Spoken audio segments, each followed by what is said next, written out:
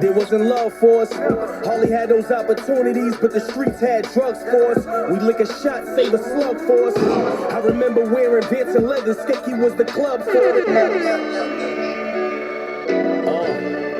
See, I'm just get to heaven. I'm just trying to make it to heaven. I'm just trying to make it to heaven.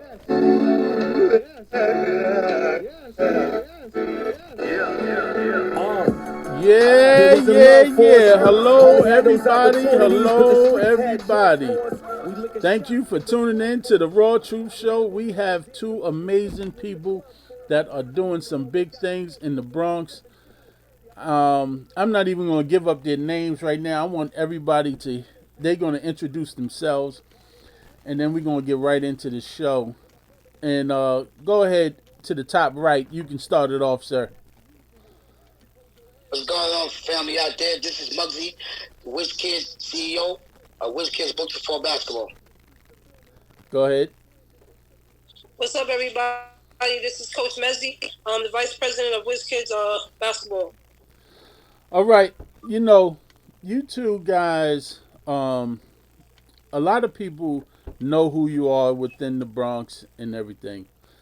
I want the world to know exactly who you are and what you're doing, because you guys are doing some amazing work within the city of New York and the Bronx.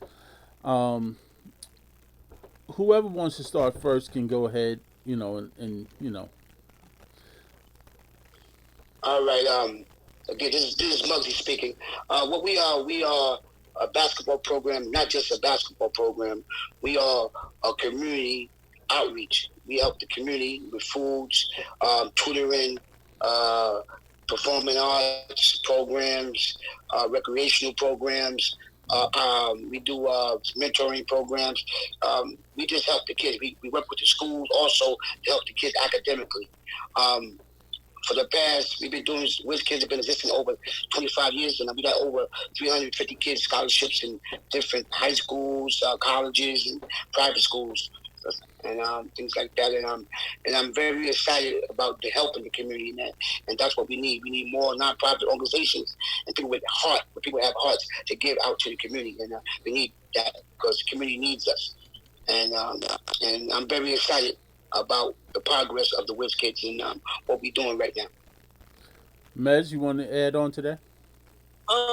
He pretty much said it all from the community aspect, so I'll just talk from the basketball aspect because that's where we started. We started just as a basketball program. Started off with Coach Muggs, and he had his group, and then we came up, the coaches that we have now, like myself, Coach Jamal, Coach Dame, Coach B-Boy, Coach Rock. We all came up under Coach Muggs, played under him, and it took off from there, I should say. We stuck by him. We've been with him for years, and so we just happened to progress from there, from us playing basketball and just being known through basketball, just having natural talent in our program. We never was a program that went out and sought kids. Kids came to us, or we just dealt with the kids that we had in our community. We stick to that. We're very passionate about that, sticking to our kids that come from our community and grooming them to become great basketball players, because you don't see that anymore. You know what I'm saying? So from the basketball perspective, once it started taking off from there, again, all of us coaches, but also educators. So there's also another side to us that people don't get to see because they see us in basketball. But we're also educators. We work with kids on a daily basis. So it's that passion too to want to work with the kids beyond that, because we're all coaches and we're all professionals, but we're all beyond basketball. You know, we got basketball let us there, but we want to show our kids that if basketball don't work out, well, what else do you have to fall back on, you know? Right. So exactly, what's so funny is I want to know what made you, Mugsy, because I remember when you was working up at a group home, dealing with the unfortunate kids up there, and you was a gym teacher up with the group home, and how long have you actually been doing? I mean, you said 25 years, but was you always at Sousa? or how did that how did that start off? Well, I started off with just a regular basketball team. I put together the basketball team up in Edenwood Projects up there towards the northeast Bronx, and then I went on down to where I grew up at Nelson Avenue, 165th and Nelson Park, and I just developed coaching at first, and then I got dealing with the kids that at risk. They call them at risk kids, inner city kids, and what I did was, I just started giving that tough love on them, like you, Kobe. You was one of the kids Yeah. that I had back in the days, and I was on the tough. I just want the kids to get the opportunity that I have, and it was hard for me, but I want them to get out there and see other things. So what I did was just start working with the kids with basketball, and then went on to get into the group home setting, juvenile justice setting, and I got into that where the kids, you see a lot of that there, kids that have been abused, sexually abused, mentally abused, physically abused. And what I want to do, I want to give back to them and see there's more things out there, not just the system. And so I went on to the group home setting, the juvenile justice setting, and went up there and worked upstate, a couple of facilities, and became the gym teacher and a mentor and things like that. And I had a couple of success stories. I got kids came out of there, became lawyers, became teachers, and stuff like that. And it just was an experience with these guys that with the group home setting, juvenile justice setting, with you see a lot of the stuff with that medication, with all that medication, and the kids cannot think. So what I did was, in the gym setting, I had to sweat that stuff out. Do the bike, pedaling on the bike, do the workouts, so they sweat, so they could think, so they could see they're doing this on their own, not just the medication controlling them, make them to calm down. And it was a great experience for me, man, and it taught me a lot. And I've been doing this, like I say, I've been doing this over 25 years, and God gave me a gift to give back, and that's what I'm doing. He's doing His work. It ain't me doing it, it's Him. I'm just His tool, His disciple. He's doing His work, and I'm just going out there and just going to help kids and going to continue to help kids. And it's just a blessing, man. I'm just excited, and I'm really, excited about you and proud of you where you became, and you came through the program and what you're doing now, man. It's exciting, and I'm so proud of you. And so Thank you. That's what it is, man. Tough love, baby. It's tough love, and WIZ Kids way, man. Right. WIZ Kids way, and Right. we're still doing it now, Pursuza, and we'll continue to do it. People can't understand what we do. The one thing that we stress, loyalty. That's one thing that I stress. We don't have that out there. People stab each other in the back and stuff like that to get an opportunity. But that's short term. Long term is loyalty. It might not look bright at the end of the day, in the beginning, but at the end it's long term, and people can look at you and say that this guy Mugsy or the WIZ Kid program is good people. They didn't kick me to the dogs for the next man. We treat everyone equal. Everyone equal, man. And loyalty is the best thing, because you can't find that too much loyalty. If it's not loyalty, you cannot come and be a part of WIZ Kids as talking about staff. I teach my staff and I call them my family, WIZ Kids family, loyalty. With the kids that come in, we teach them that. They make mistakes, but we teach them the way of being loyalty. And it's hard. People coming at you with the hype out there, and you're going to follow it. But if you stay strong, you know what I mean? You stay strong. Loyalty, you be blessed for loyalty at the end. And that's what God blessed me, for being loyal to my cause and be loyal to my family. And I was blessed for that. And that's why God blessed the WIZ Kids, because my way of thinking and my spirit of what I do. Okay. So Mez, where were you at? Where were you at before WIZ Kids? I mean, were you one of the kids in the gym, and all of a sudden you're, oh, I want to work for you, Muggs? How did that work? Oh, crazy true story. It first started off, I came to the program by way of Lisa. She brought me over to the program, and Muggs was he already had a program in a basketball program, recreation program for a Boys and Girls Club. It was Boys and Girls Club at the time, and Muggs was already there. So we started doing we had a Saturday basketball program, and I was a kid in the Saturday basketball program, and just rised up through there. But what it was that I think what made me stick out with Muggs, I felt like and Muggs would tell you we didn't have a whole lot of girls, so all the girls stood out regardless because we didn't have a lot. But one thing that Muggs did, I think that made I guess made me stick out to him. Muggs put us all on a team, the girls all on the team. He had all the girls on one team against all the boys' teams, and we were just getting killed. And I was like, "Come on, Muggs!" Like, but that from there, he showed us like that tough love, and I just grew a liking for basketball. It was a safe haven for me. It kept me in school. I went to school. From school, I went straight to the gym. I started working there as a youth worker, and then just took off from there. And that was it for me. It was school.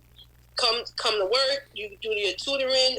You work with the kids, and then you go to the gym. And we had the luxury of being there where we had the opportunity to be in the gym 24/7. So it just grew from there. And I've been there since I was about 12 years old, and I'm 32 now. So it tells you. Wow, wow. See, I never knew that, So I know a lot of people didn't know that, which is very good. So now, with all of this crisis going on, we can't be next to each other. Um we can't help the kids. I know you can't help the kids the way you want to.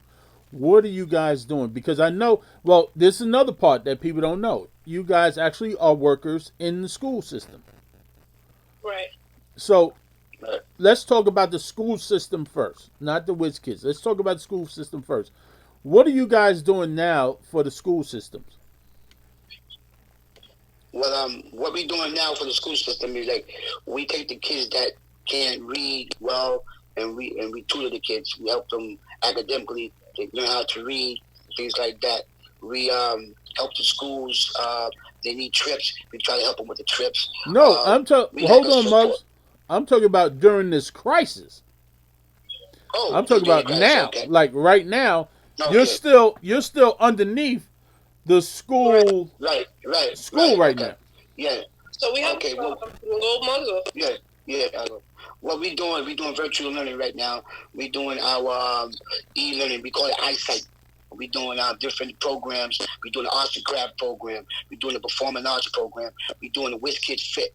We're doing SATs program, the GED program. So we got all that on virtual learning, and we call it eyesight, and it's doing very, very well. And every day, 5 days a week, 6 days a week, we on the virtual, and we out there with the kids. They signing in, signing up, and we're running our program from virtual. And it's a great look, man. The kids are very excited, and the parents are involved. And I communicate with the principals, let them know what we're doing. So we keep the communication with the principals also. So whatever they need us to do, we'll do. But on our part, we keep doing our actual program the same way when we left. We're still doing that. We're doing it virtually. Yeah, and the luxury of all of this is that it's free. You know what I'm saying? Free for anybody to sign up to. And the luxury of it now, I guess, being virtual compared to when we're actually, outside is that you guys can sign up virtually and it's free. You can just join up a class, So it's free to anybody that wants to join. You can be from anywhere. You get what I'm saying? As long as you sign up, you're free to join on to the class, and that's what we try to do. But, we try to make sure that we still tune in on our kids, especially we build bonds with our kids. So we always want to tune in with our kids. So to answer your question about how do we keep bonds with our kids, we do all my coaches on our side, we do wellness calls, what we call wellness calls, where we check in with our kids and our families. And I'm not checking with my parents. I do wellness calls with my kids, but I do wellness calls with my parents as well, separately, without the kids, just to check in on them too. Because, we all human. And like I told them before too, talking, I tell them I want to see you. Virtually is different. So I said, when we get on the Zoom calls, I'm like, listen, I want to see you. I want to be able to know that I can see you, you can see me, and we doing all right. It's a good feeling just to see everybody's doing all right. Because anybody can tell you they doing all right, but just to see them and hear them, we try to do that. Make sure we keep in tune with our kids, and I think all my coaches do a great job at that. Being in tune with our kids and talking and communicating with our kids and working them out. Still virtually staying on top of them. We make sure that we follow up with them in school. make sure that they're online if they need help and support with that. We also do that. Again, like we said, they're also educated, so we're also in our school system. So we go from school and then we come on to WIZ Kids right after. Oh wow. So basically, they all go into Zoom, or you have another website that the school kids actually get into. Okay, so the school kids know right now we still on Zoom, yeah. So but our school kids, our DOE kids, we work for the DOE. Like we're all in our positions in the DOE, so we all do our school job, and then once 3 o'clock hit, we're now on the clock to we'll work with WIZ Kids and do some work with WIZ Kids with more tutoring or help like that. WIZ Kids Fit. Okay, okay. So what are you guys doing for the parents in this crisis situation? I know Muggs at one point you was inviting me and my wife up to a workout that you was having like a training thing. Are you actually doing virtual training over Zoom for the parents? Are they doing exercises at home? Or if I shot you a good idea, I want cut now. I want some money. Yo, cool. I already put you on. I told them to do it. Because this man works out every day, 24/7. So I said, Muggs, just do a class. Stop playing. So I'm gonna get on it, cool. I told him. Yeah, and if I'm they gonna get on it, cool. I'm gonna get on it. yeah, and if they cash apping you money, you better start cash apping me. For your 10% go to the agent, right? There you go. Yeah. So, what do you think? What do you guys think? Now, this is a very touching topic because I spoke about this a little bit yesterday. What's going to happen with our kids in schools? Meaning, not just, all right, I'm talking about your seniors, your 8th graders going to ninth grade, your 12th graders going to college. What is going to happen? Let's go with the 8th graders first. Let's go with the 8th graders that need prep schools. And you are a big program that really have great prep schools for people. What's going to happen? What do you think is going to happen going forward? Well, with that, what I'm doing now is that I'm reaching out. Coaches are reaching out to me, and I'm reaching out to the coaches of the schools, and what they can do is just look at, virtually, look at films and stuff like that, what the kids are doing, and look at their paperwork academically where they stand, and that's how we could right now. It's a disadvantage for them.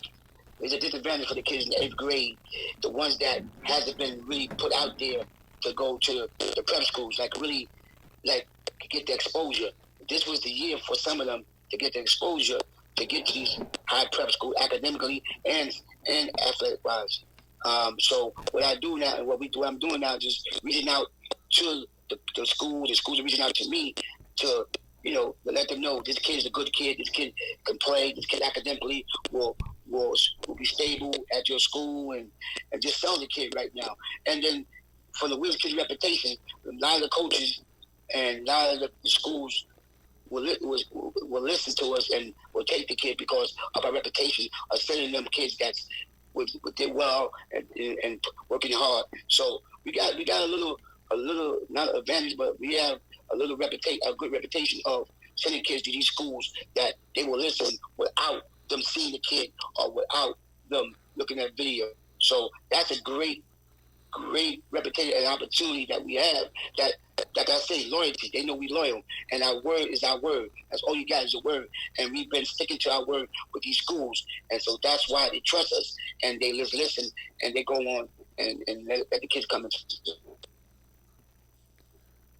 Mez, you want to hit on that too? Well, Muggs pretty much said it the most with the high schools and everything like that.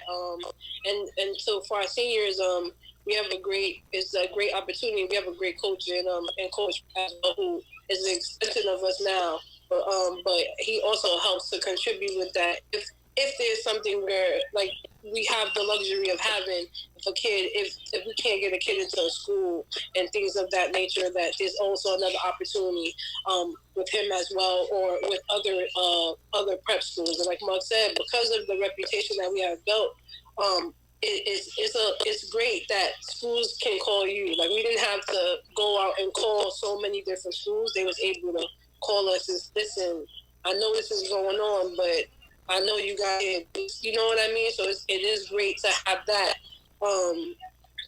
type of reputation. So, so far, of course, we've been working. We just met about this. We just talked about kids, certain kids. So it's and as a team, that's what we do. We sit down and we talk and we say, listen, this kid and this kid, or whatever our situation is, and all the coaches come together and we focus on making sure we try to get our students. I can guarantee you for sure is that our kids will be in schools. That would be for sure. They will be in the school. You will be in the September. school. Okay. Yeah, I don't. We're not gonna not have our kids in school. So that's what I'm saying. I know that we will make sure that our kid is in the school for sure. I don't see Mugs never let that not happen. You know what I mean? So I know my kids gonna get in school. Our kids is gonna be in school come September. Okay. Now the other question I have is, how are they doing the grade system for this situation, this crisis going on? Because, like, I mean, even though the kids are supposed to log into the computer or log in at home on their computer and do the work, say some kids, they need the push of a teacher in the classroom. They won't get the actual push at home. The parent she's a frontline worker. She has to go to work. So the kid is behind. He didn't really do the work. Are they going to pass these kids anyway, or are they going to move them to the next level? So just to add to it, because I do work in a school. I'm a dean at a high school, and so we just was sent the grading policy legit yesterday, with the new grading policy of what they're saying that they're trying to do for the school. Ultimately, what I can say is what I did see from that is that a kid cannot fail. A teacher cannot fail a kid, but the kid can fail themselves. And what I mean by that is that there has to be some sort of communication between the teachers and the students if a kid is lacking of technology. There's websites for the kids to get technology. There's also websites for the kids to get Wi-Fi. So I do want to say that on the part of the DOE side, they are providing opportunities for the kids to try to redeem it, but it's ultimately up to the kids at home to make the attempt. So what they have to show is that a kid has to show that they were making attempts. So that's what I do know. I do know that they've been showing like little leniency with that. I can't, but all schools run different. School runs their school different. Public schools run their school different, and Catholic schools run their schools different. So it's all about how you operate with your school, how your school schedule is set up. What I can say for the parents who don't know, the average student for the DOE is required to be on the computer for 4 hours. The maximum that they should be on a computer. Oh, okay. All right. So, so basically, a prep school. All right. So the senior year for these kids, for any prep school that you definitely basically recommend them to go to, they're basically going on their 7th grade grades. They're not really going to go on the 8th grade grades. Well, they can't get penalized like for even for seniors right now. Like I know you guys heard that SATs and all that doesn't really count. So that opens up the door for a lot of kids, even for our 8th grade kids. So let's be clear here. I just wanted to say, because I don't want people to be like, oh, they're not testing. It is actually positive, because a lot of kids who academically that wasn't going to pass the test now don't have to take the test and can get into the school. So it did open up certain doors where certain kids would, because they wouldn't have gotten to the school because of their testing. Okay, so now let's talk about I love what you just said, because now let's talk about that senior that's going to college that needed that SAT to go to Division 1. But if there was school going on, he wasn't going to take the SAT. He would have went JUCO. Is he able to get a 4-year scholarship now because the SAT, ACT testing is by the waistline? Yes, yes. I think they was talking about they had a 2.3 or 2.3 average right now. 2.5, 2.3, 2.5 average. They don't need to take the test. They don't need to take the test. So you get a 2.5 or 2.3. Either one of them, they go right on to the Division 1 level, Division 1 or Division 2 level, and go. Like Mezzy said, it's an opportunity for some of these guys that's not good in testing, and it's a great opportunity for open doors for them that go right up into a top school, Division 1 or a high Division 2 school. So the opportunity is open doors for a lot of kids. Right.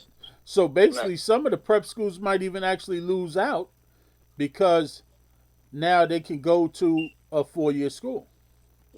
They don't have to be reclassed. Right. Yeah. Right. They go straight to the 4-year.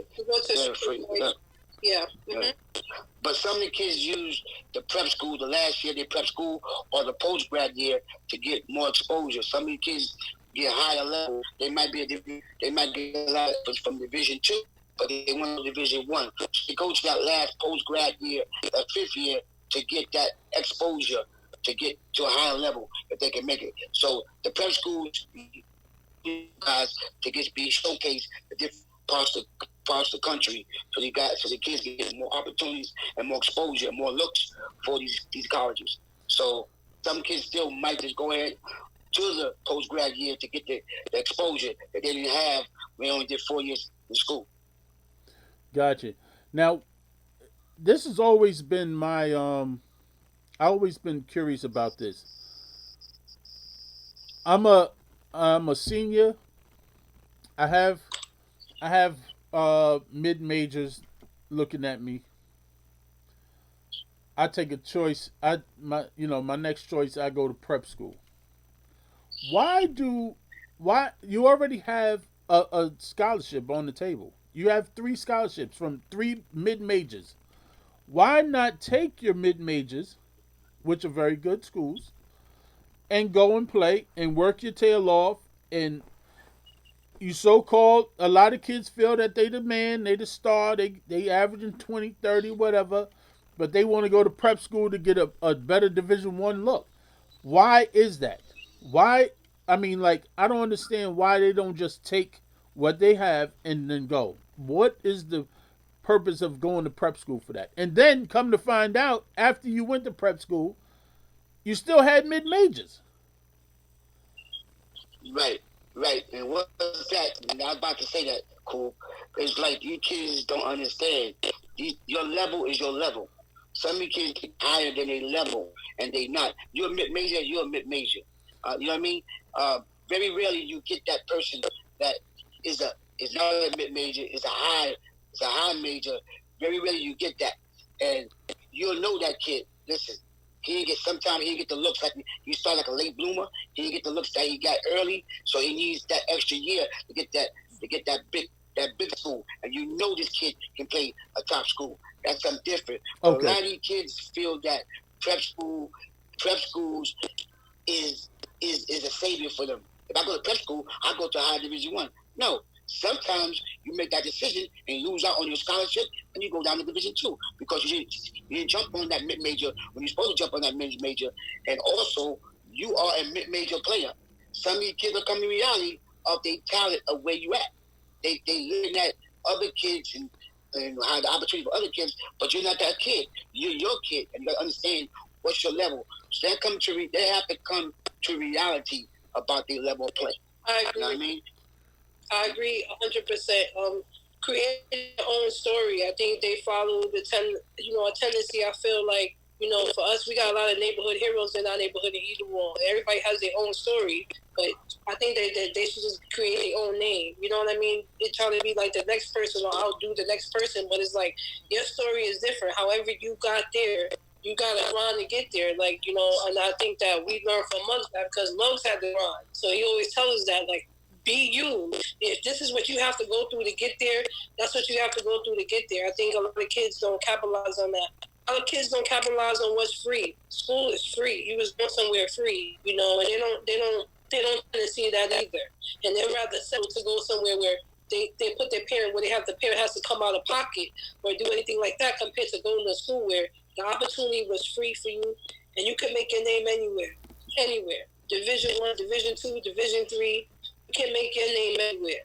And I think this generation of basketball has shown that. A lot of these kids, a lot of these NBA players have came from Division 3 schools or low Division 1 schools and put their team on the map, their colleges on the map. Why can't you be that kid? Why can't you be a John Durant or a Dame Lillard or a CJ McCollum? I'm just saying. They were top Division 1. They were Division 1 schools, but you wasn't seeing them on ESPN every day, And now look at them. You know what I'm saying? I'm just saying it's like create your own lane, and whatever it took to get there, they got there. Right. And the opportunity, you know what I'm saying, cool? The opportunity, these kids will understand how much it costs to go to college. It's like $60,000 a year to the big colleges. You get an opportunity to go for free.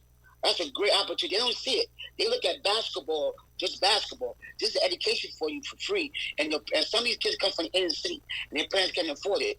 So you're taking the load off of your parents. So you don't look at yourself and look at overall your family, what you can do for your family as academically, as getting a degree. Because after you break your leg or something like that, what you gonna fall back on? Right. That's if you have education. You got to get that education, man.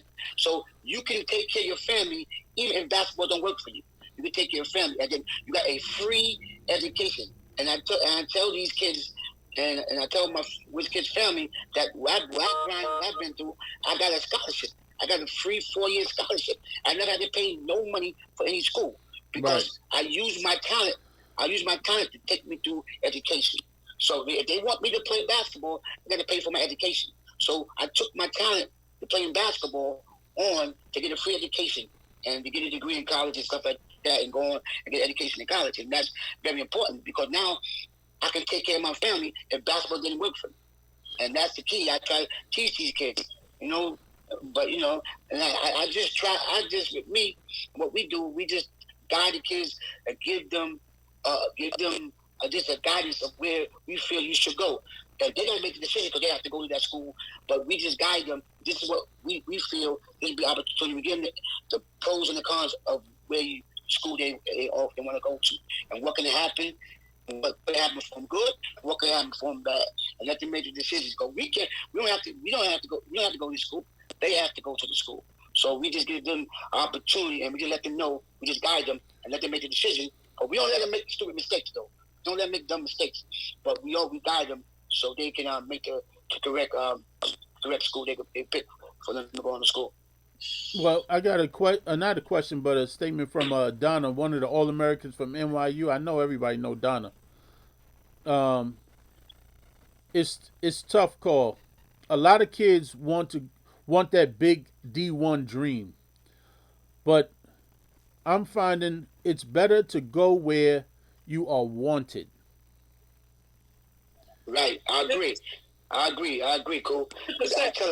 I tell them, this is what I tell them. I tell my players on the team. I said, listen, you go where that school wants you. They who needs you. Because if you go to, give an example.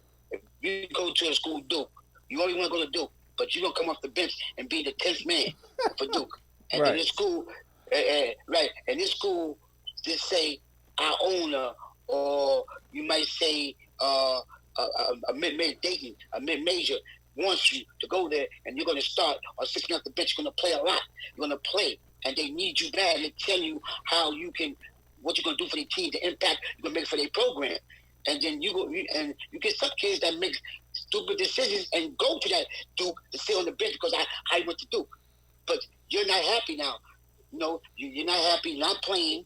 You're not happy You know, the great experience, the great feeling is you're playing every day on a team, coming out the hotel, coming out the dorm, coming out the arena, people cheering for you because you're involved, because you're making an impact for that program. Now, you come off the bench being a cheerleader off the bench when you could have been an impact for a program. That don't make any sense. Right. And you got kids that make decisions like that, and they psych themselves out. They feel, oh, if I work hard, I can be up there on Duke. I can start. But Duke has their recruits that they recruit and what they promised them kids already. So they give the big time schools give promises, and they have to come through the promises. And then you're a kid that comes on as a kid that just want to be there, and they know you want to be there. What up? It's your boy DJ Mike G, Wait, we're and you're gonna come listening to back New with York's them. premier It internet just radio was station, going WRTW Zoom. DB You know, Broad Zoom only Truth gives you a Radio. certain amount of time, but they're gonna log right back on. But it's true. You need to go where they want you. You know, don't go to a school where you want to be at a school. Don't go there. Go to a school that really wants you, that you know that you can make an impact at the school, at the program. You can make an impact at the school and the program. You know, don't just say, "Yo, yeah, I'm Division 1. I'm guaranteed I could go to the league because you listen to people in the hood." You know, that's not reality. You know, But that, majority of the time, but that's the harsh thing is, you know, unfortunately, when we say that's not the reality, that's their reality. That's what they're faced with every day. You know what I'm saying? They're faced with the adversity of feeling like they not only have to satisfy themselves, but they have to satisfy others around them. You get what I'm saying? Some of these kids take on a lot of baggage. I'm not gonna lie. Some of these kids through basketball are their saving grace of what their family look at them to be. You get what I'm saying? A lot, and then like I tell a lot of kids, is either you like basketball or you love it. When you love it, you invested in it, and you're invested in it beyond just basketball. You're thinking about your whole life now at this point. If this is something that you want to do, you're going to take whatever necessary steps to get there, and school is a part of that. You get what I'm saying? The right school for you, even with basketball, is a part of that. You know what I'm saying? And sometimes it's like, everybody say that. That saying is not their name, it's your game. You know what I mean? right? I think we get caught up in too much names nowadays. Too many names. Everything is a name. Everything's who's popular. Who's you know what I mean. A lot of kids are just hungry and just playing basketball. Just coming every day, coming in the gym, coming to wherever you at, playing basketball. And I feel like those are the kind of kids that we groom. We got those type of kids that we just come to play ball. That's the type of program that we have. Right. So we have a statement from Kevin. He says sometimes it's the parents making the decision for the kids. Okay. Have you guys ever had a full blown argument with just the parent without the kids around? And if you don't want to answer it, it's fine. But a full blown argument with a parent stating that, listen, your son better go to this school because he ain't getting nothing better than this. And let's go Yeah. with before you even say that for a college kid, let's say it for a prep school that says you don't need to go to this prep school, you need to go to JUCO. Have you ever had those conversations with any parents?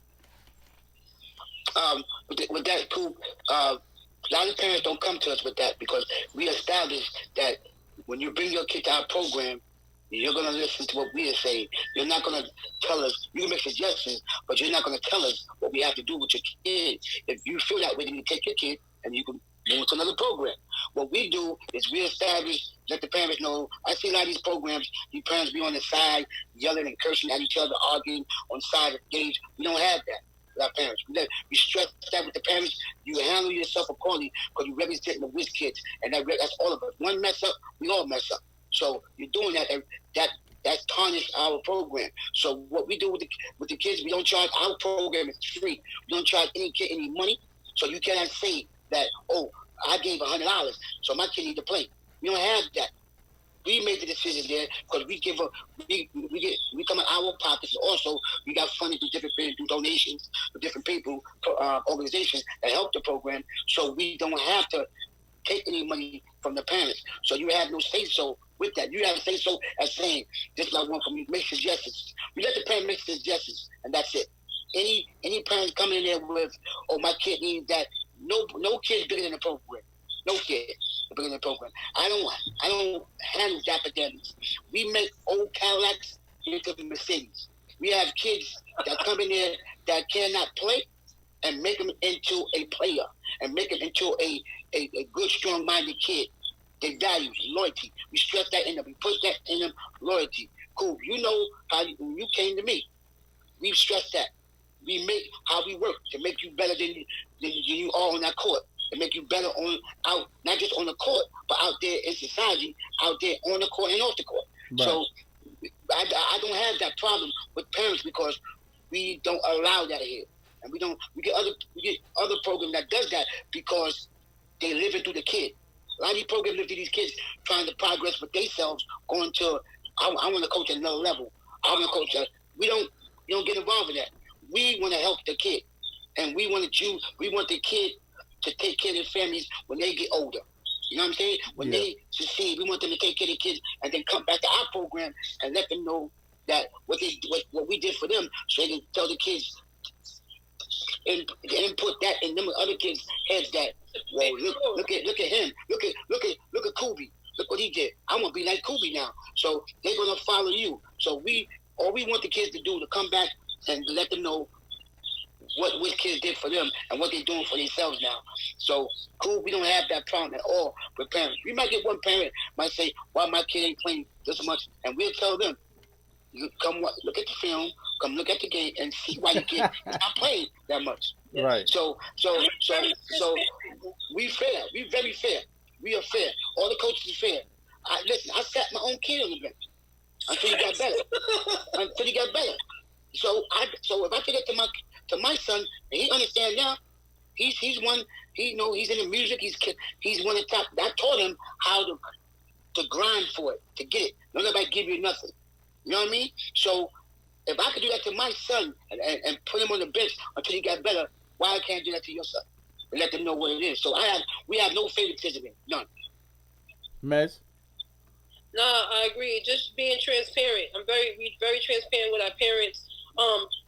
Mugs, I'll keep it a second with you. Mugs at first, he didn't even allow parents like in practices and stuff when we was growing up. We changed now. We've come more into it, but at first, he's absolutely right. Parents didn't really have a say-so. They knew where we was going, what our church was, invited them to the games, but growing up in our age, parents really didn't have a say-so. And I mean, even now, again, what we do now is we're very family-oriented. So our parents is our family. So it's very different how we carry ourselves. But we have a whole parent committee. They talk, and it's just a different type of vibe. What the parents do now with our parents, and I just want to shout them out because they've been texting me and stuff like that. I just want to shout them out real quick. Is that what's so dope about our parent group and our parents of WIZ kids is that everybody buys in on what we're trying to do. Everybody's bought in on what we want to do and how we want to help the community. Like they're all in for every community event that we do. Our parents are there. They show our support. So it's just dope to see that. But it's kind of like a requirement though. If you're a part of WIZ Kids, you got to be a part of that. We're not a program where you drop. We're not a babysitting service. Let's say that. You must be a part of the program. So you got to come in. We want you to come in and see what your kid is doing because that matters to the kid too. That's part of the reason why our Saturday basketball program is always flooded because it's mandatory for those parents to come into our program, see what your kid is doing. You're supposed to work with your kid. It gives it that time for you to bond with your kid. So we stress that it means a lot to establish that relationship with the parents and the kids, and we hold them accountable. So when they don't show up. Mugs do it too. I do it too. We hold parents accountable and tell them, like, you haven't been showing up. Where you been at? So it's definitely, I really like the relationship that we have with our parent group. It keeps it tight. It keeps us together, and I think that's why we just been progressing. Yeah. So in the beginning, because I understand that you said that you starting to let the parents in now, not just the weekend, not the weekend, but overall the practices and stuff like that.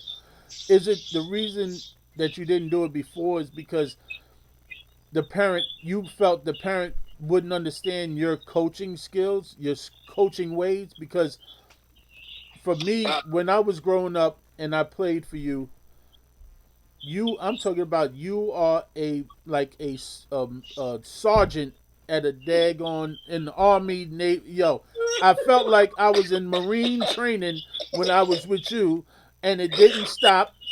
And if you tried to cry, you would be like, damn, almost get smacked in the face. Now, boy, you better straighten up. You know, is that one of the reasons why that you stopped? I mean, you didn't want parents in there, or no, it's just that in your time, cool. A lot of parents didn't even come out. true? Also, a lot of parents didn't even come out. Also, but when they come, like they knew, like it was like when y'all came, it was like I was your father, your brother. It was like that. So y'all trusted me, and I just gave you the tough love that I wanted you to have. And I talk about your generation so much is because where I am now, they say I'm soft. But I with the Mezzy and your guys, it was like you said, it was like he was in boot camp. It was crazy. And look how look how you turned out. And all these guys that was in that program, they turned in your time turned out great. So the parents, it was mostly now we got more parent participation this generation than we had in your generation. But it was just like it was like y'all just came. Y'all came on your own. Y'all came by yourself. And Right. y'all came in. So it was like you trusted me. And it was a great opportunity for me. And I appreciate that you trusted me and you were listening. And I don't care how I yelled at y'all, how much I was in your face, how much I told you, and I was on you, and I was on your heart. And you just listen, shake your head and listen. And Right. then it feels good that your guys can come to me and say, "Yo, Muggs, man, I remember you did this. It wasn't for you. I wouldn't be here. If it wasn't for you, I wouldn't be the way I am." You know how it makes me feel? I'm a humble guy, very humble and hungry. And when you say stuff like that to me, it worth $1 million to me, worth over $1 million because I touched someone's lives and your lives and all I want you, I tell your guys, all I want you to do is touch other people's lives and just like I'm just so happy that I could do that for your guys and the way I am and I'm happy about the WIZ Kids family that I have now that came into the program that's doing the same thing that I taught them. They're reaching out to the kids and the families now, and they're doing well, man. And I just feel good about that. Not cocky. I won't get that wrong. Humble. Right. I'm a humble and fair person. You know Right. how I am. Yes. If I'm loyal to you and you're not loyal to me, yeah, I don't give a shit. I give a shit. I'll leave you alone. I'll keep Bye bye.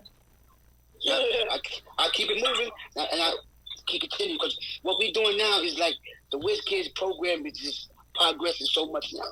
God's blessing this program tremendously, and you're gonna see the years where we moving to, and it's going to be great. We're gonna the opportunities for the youth to get jobs and for the people the alumni that play for the WIZ Kids to get jobs and opportunities for the alumni coming back and we can help them get jobs. Like WIZ Kids are family.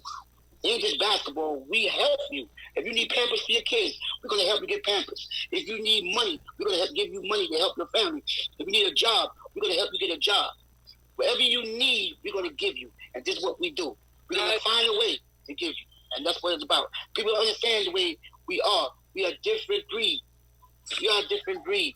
And whoever listening out there, I stress your guys to bring your kids to the WIZ Kids because they're going to get a lot out of this program and out of us. And they're going to get that value of life skill, that value of life, of loyalty to their families and to their teammates and to their classmates in school. So WIZ Kids is moving, man, in the right direction. And the people I'm having behind me, got to have the same mindset as me.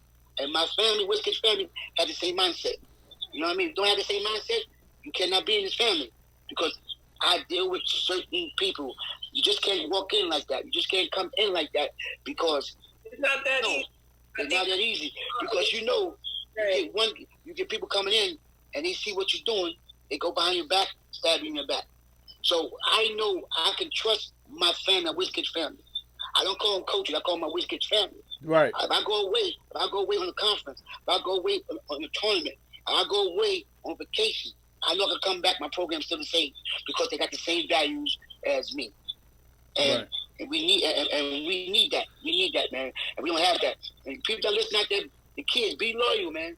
All you got is your word out there. You have your word, you're gonna be blessed for it. It might not look sunny in the beginning, but it's gonna be sunshine. The shit might be sinking for a minute, but it's gonna be back on the float. Stay on that shit. Don't jump off that shit, because you're gonna be fine. And you're gonna be fine. As long as you stay loyal. Some people like the hype. Don't want to stay on that shit. Seem like it's sinking. Let me jump off this shit before it's sink. Let me go over here. And you go over here, grass not green on the other side. Well. And then when it comes back up, you know what I mean?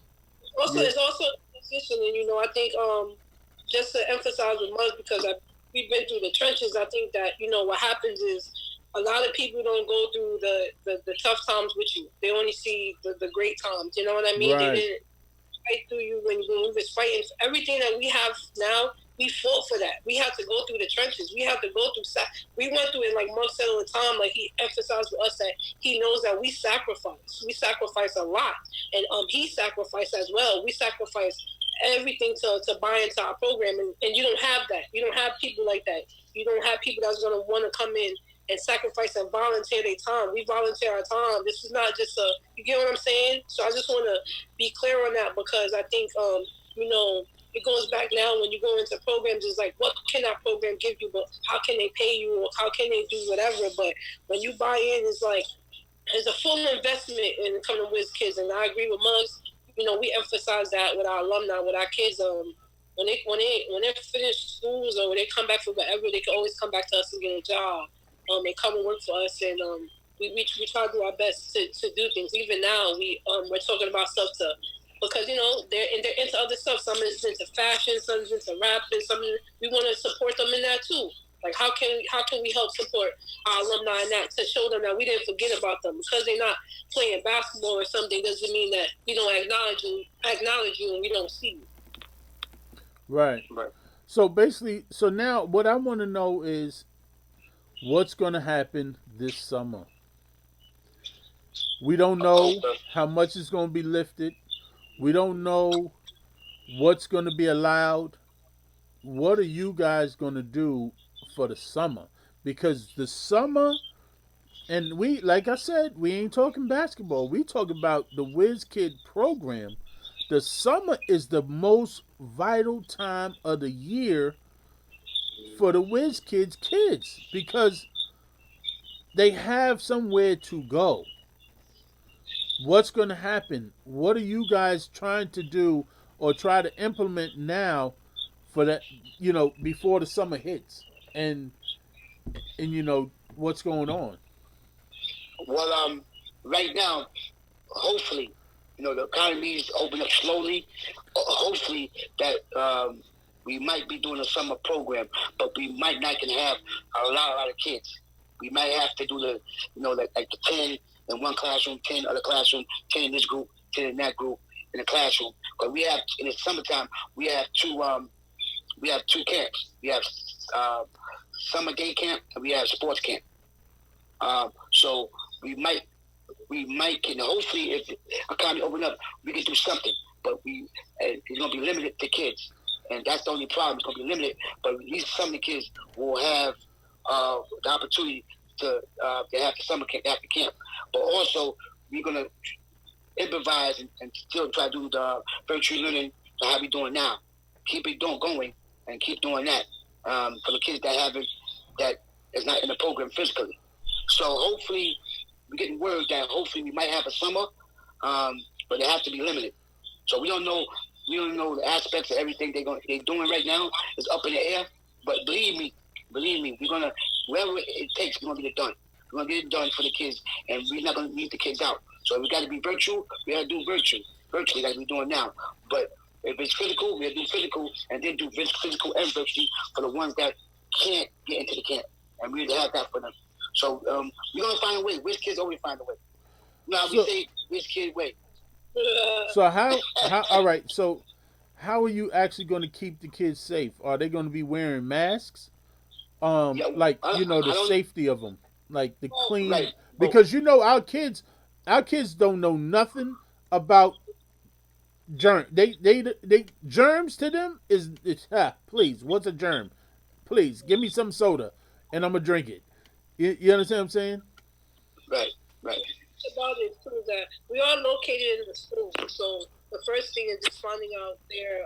But of course, we're gonna take the measures that is needed. I think it also just depends on as this goes on, how we know how to best accommodate it as well. You get what I'm saying? Like as of right now, everybody has to wear a mask. If that has to go on and it has to stay like that for the rest of the summer, then that's something that we just have to implement. You know what I'm saying? So it really depends on how they're telling us to move. So there's also unnecessary courses that we'll definitely take, like Mug said, which first is minimizing our classes.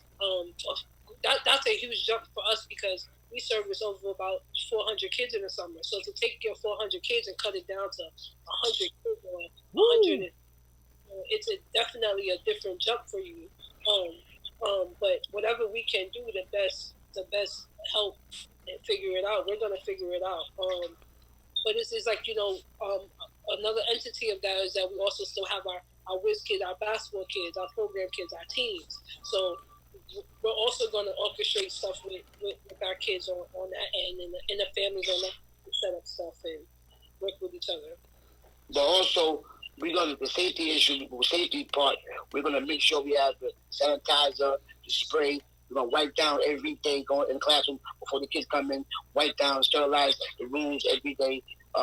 Kids sanitize their hands. We're going to do what we have to do to stop the germs and make it clean and make it safe. Wherever the implement ends that we have to do for DOE or for the city, we're going to do. But we're going to make sure, we're going to do our best, and we're going to make sure that the rooms sterilized. That we have the rooms, stuff like that, sterilized. All the equipment they use, sterilized, stuff like that. So right. we're going to do our part. Okay. Now, question. I know your program majority is men. Do we have girls WIZ kids now? Official big time program like the men? We tried to get that. We try to get it now. Go ahead, man. Get that. Oh no! Well, we trying to get there. I know it's ironic because I know it'd be the first to be like, you looking at me, Coobie, with the girls, because we were. I think I'm past that phase of coaching girls. Okay. I hear you. I stick with the youngins right now. I like the youngins, but yes, we are working on that. Shout out to our coach B-Boy. He's working with the middle school group right now. So we're just trying to build up. Again, we're in the middle school, so we already coach the girls, the Sousa girls middle school.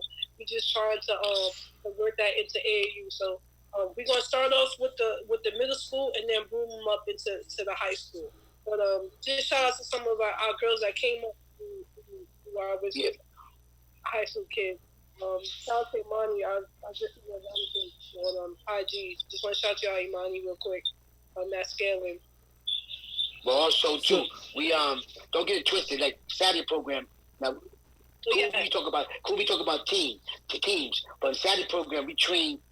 Oh yeah, a lot of girls. Oh, I know you. You train everything. Yeah, we train. I know that. We train. Saturdays we there, but team wise, we get that started. We getting that started now for the girls now. So if you got any girls out there that's gonna come out, just bring them out to the WIZ Kid program, Sousa. We got 3750 Baytest Avenue in the Bronx, right across the street from College Spelman High School. That's where we at. To bring them down. You don't care what age they are. We take them as is. We take them as it is. Right now, we have 6 or 7 autism kids in that Saturday program. We How say many? no to nobody. We have about 7 to 8 autism. Wow. Autism kids. Beautiful. Yeah. So we say no to nobody. You know what I mean? Come on in. We're gonna help you. We're gonna teach you. You know what I mean? So, and the parents are so happy about that. I'm about to when this thing dies down, this pandemic, we're gonna start our autism fitness program for autism kids. I got a parent that's going to do that. So we're going to have opportunities for them. So, and it's going to say like this: we can do it too. That's the name of our program. We can do it too. For autism kids. On the WIZ we kids. We can do it too. Yeah, on the WIZ kids. We can do it too. That's the name of the program. So one of the viewers said that you guys are going to hire a nurse. Another viewer said, yes, when it comes to playing, I am now worried about the kids breathing on each other, and also the sanitation part. You know, keeping stuff sanitized. Again, it's all in clarity. I think that we can't. We're getting the news just like every other parent. Right. Is getting. Right. I just want to say is just like, you know, at this point in time too is like it's ultimately going to be up to the parents as well and on the comfortability of how they feel. You know what I mean when it comes to certain things. So again, it's just like it's right now. It's all about just getting clarity. We don't really know right now what's the necessary steps. If we do open up the program, what would necessarily be the steps? Does the kids have to get cleared, or you get what I'm saying? Anything like that. So it's just all these things that we don't really know. But of course, we'll take every necessary precaution. And one thing I just want to say, like one thing about what's great about our family is that we have nurses and doctors and stuff. They will come and volunteer themselves. That's how loyal our group of families, parents are, that they would just say, oh, I'm not working this day. I'll come be the nurse for the day. Or, you know what I mean? So it is just dope to have that. So whatever precautions that we need to take, we will definitely take that for sure. Okay. So now we're going to close out the show. You want to give any final words, Mez, first? I just want to again shout out to all of my WIZ kids, our kids, our families, our parents. Also, just give a shout out. I know Mugsy will probably do it too, but shout out to Scan Harbor as well, who's also a partner with us. So I just wanted to give a shout out to them. And one thing I just want to say about being at WIZ Kids is that we're loyal. We stress books. We stress school is very important to us. I always say first, what comes first is school, home, and then basketball. That's one of our things that we say. And so continue to do that, man. And respect all and fear none. And again, just want to say thank you, Coob, for allowing us to come on here and just talk about our program and just showcase us a little bit. And for those who don't know, but I just wish everybody to be safe. Stay safe, and hopefully we'll get over this and we can get back to how we were. Muggs? Yeah, I want to give a shout out to our partners that read my mind. Harbor, they are partners. We partners with them. They support us tremendously. They're a great partner, and we are moving in the right direction with them guys there, and we're going to be moving big. So I'm happy that God put Scan Harbor in our lives, and we're gonna move on. Second thing, I just want to give shout out to the people that are listening and to the world. You know, just we're gonna be fine. We just gotta stay prayed up, and we're gonna be fine. We're gonna get through this, and and blessings to every family out there. Blessings and love. Stay safe and healthy. That's the key. This is going to change our way of thinking. Way of thinking of living, how to take care of our bodies, how to take care of ourselves. Our mindset is going to be a different setting, a different mindset of what's going on now. We haven't seen thousands, 10,000 die in front of our feet, and it didn't touch us. That's a blessing from God. Yes. It didn't touch us at all. We watched people die. We watched these people out there dying. So that's a gift. You can't take life for granted, man. It's Right. a gift. God, that's a gift that God's given us. Every day we wake up, it's a gift. Don't take it for granted. You see it now. Life is a gift. Life is precious, man. So you'll stay safe out there. I love each and one of your guys. And like I say, the WIZ Kids way, the one I say, loyalty. Stay loyal to your cause. Stay loyal because you're going to be blessed for it at the end. Believe me when I'm saying to you, I'm a proven fact. Stay loyal to you. God is blessing me and us tremendously of staying loyalty. It might be hard to stay loyal, but you stay tough with it because at the end of the day, you're going to be blessed for it at the end of the day. So I love each and one of y'all guys. Thanks for listening to us, and I appreciate y'all, man. Cool. Like I said, I love you. Thanks for having us on your show. And I'm proud of you, man. I'm so proud of you. Yes. Thank you. I want to tell everybody thank you for tuning in to the Raw Truth Show on Raw Truth Radio. And you with CoobieTV. You can listen to this interview on CoobieTV YouTube channel. And thank you very much for being here and doing this interview. I love you guys a lot. And you know I'm bringing my son back over there to the program. You already know. All right, cool. Yeah. All right, cool. Love, baby. Love.